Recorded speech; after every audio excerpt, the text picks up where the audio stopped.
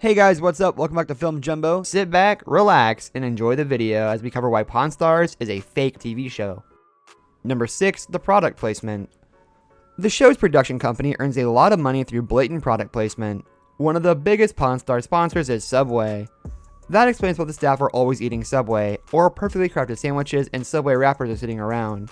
Or why Subway sandwiches are discussed by their full menu name. You know, just like in real life. Number 5. The customers aren't always random strangers. Beyond even the pre-approved items to ensure good television, not every sale comes from a regular Joe. On one episode, an elderly woman brought in a 50s vintage Gibson electric guitar, which she claimed had been sitting under a bed for the past 5 decades.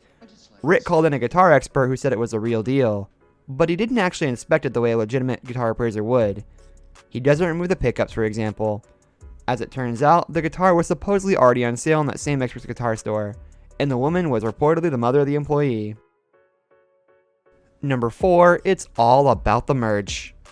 The shop looks almost exactly like it does on TV, but with a few exceptions. The show is carefully shot at angles so as to not show the huge amounts of souvenir merchandise the store sells. The back room is loaded from floor to ceiling with boxes of t-shirts, for example.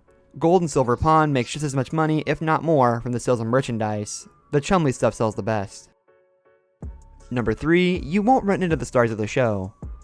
Unless they're taping, where all the sales have been carefully mapped out, the stars of the show don't work the counters waiting for business.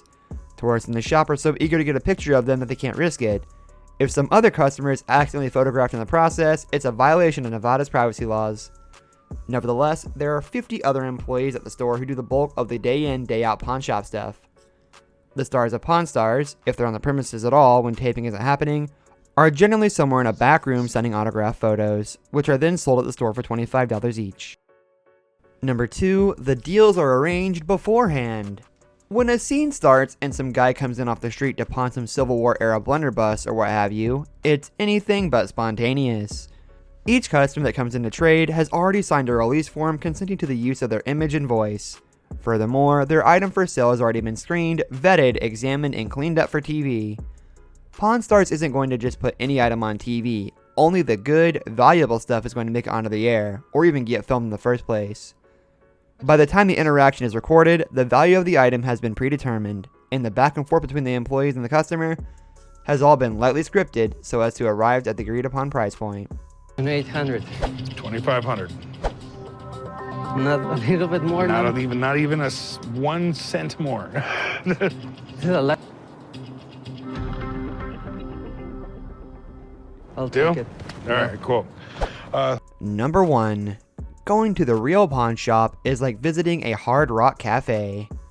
Gold and Silver Pawn is a real working pawn shop in Las Vegas, open every day from 9 a.m. to 9 p.m., with a small window open 24/7 to trade in stuff for cash to fund any and all illicit Sin City adventures.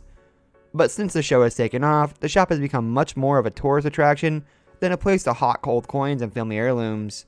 If you visit, you're far more likely to run into a dozen or more tourists taking pictures than you are to see the stars of the show. It's more akin to a visit to a TV set or a pop culture museum than it is a pawn shop, which is good because real pawn shops are pretty seedy. Well, that's going to do it for us, guys. Leave a like if you enjoyed or if you learned something new. Comment down below what else you think about Pawn Stars is fake.